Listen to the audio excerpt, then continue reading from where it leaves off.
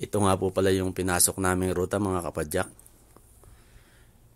Hindi po namin alam yung daan na to. Sa papasok sa kabundukan na ito, grabe po yung daan. Napaka-rough road niya, maputik. Kasi kakaulan lang nung kinagabihan. Tapos nag-ride kami sa umaga. Basa pa siya, grabe. Kabundukan po siya. Yan, puro po bundok, kabilaan. Yan po yung ruta niya, oh. Grabe. Balak po sana namin, papasukin namin to hanggang dulo kung saan yung tagusan. Kaya lang, meron kami napagtanungan dito sa bandang unahan, isang Pakistan. Ang sabi niya, wala daw tagusan to, puro daw paakyat papunta ng bundok hanggang sa isang wildlife park. Yun ang sabi niya. Tapos pinayuhan niya kami na mas maigi daw. Wag na lang kaming tumuloy. Bumalik na lang kami kasi baka daw mapagtripan kami ng mga tinatawag ditong bado. Yung mga local dito.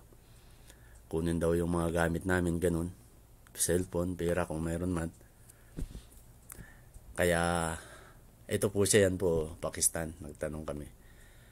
Ay yung payo niya po sa akin, sa amin, mas maigi bumalik na lang kami. Sabi niya, wag na kayong tumuloy dyan kasi walang tagusan yan na highway o anuman, puro bundok yan. Kabilaan. Tawa nga kami ng tawa. Gusto sana namin ma-explore namin yung looban nito. Kasi first time nga namin kasi nagagandahan din kami sa paligid niya, sa view. Ganon. Pero yung sabi niya, wag na kasi mahirap na. Sabi niya baka mapagtripan niya kami, makursunadahan kami. Kaya napagpasyahan na lang namin na bumalik na lang. Yun naman, sad to say, pagbalik namin, aksidente naman na di talaga may iwasan ng aberya sa isang ride mga kapadyak. Kaya dapat talaga kahit papano, mayroon tayong mga daladalang, kahit mga maliliit na tools lang, ganon. Pero yung nangyari naman sa akin, wala talaga hindi mo inaasahan. Dahil naputulan ako ng spoke nung makalabas kami sa looban na to ng kabundukan. Doon naman ako naputulan ng spoke. Siguro doon sa isang rinampahan kong isang malit na parang hams. Ayun, kasi grabe nga yung daanan, napaka-rough road niya. Maputik, mabato-bato, ganun. May tubig-tubig pa yung iba, area. Kaya, ayun. Aksidente, naputulan tayo ng rayos. Pero, worth it naman kasi ang ganda nung view niya. First time rin lang naman namin mapunta dito. Kaya, yan. Pagdesisyonan namin na bumalik na lang palabas. Humanap na lang kami ng ibang ruta. Ayun. Ang nangyari, imbis na maglulup kami ng malapit lang naman sana, hindi naman kalayuan, siguro mga 20 to 30 kilometers. Ang problema nga, na-disalign na yung rim ko dahil sa pagkaputol ng spoke. Kaya ang ginawa namin, bumalik na lang kami.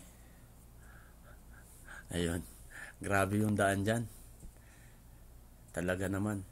Yung mga nasasalubong nga namin dito, mga Land Cruiser na 4x4, ganun. Mga pick-up.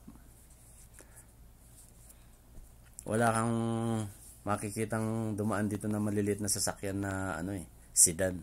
Kotse, wala. Grabe.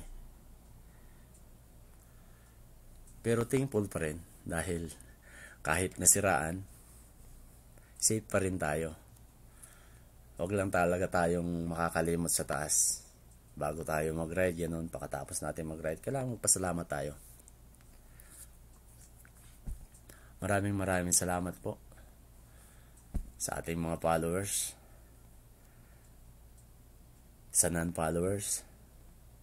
Ayun, sa mga viewers natin, silent viewers. Salamat mo sa inyong suporta. At ingat po kayong lahat saan man po kayong sulok ng mundo naroon. Mga kababayan ko, mga kapadyak natin dyan. Maraming salamat sa inyo. Ingat po kayo palagi. Love you all. God bless.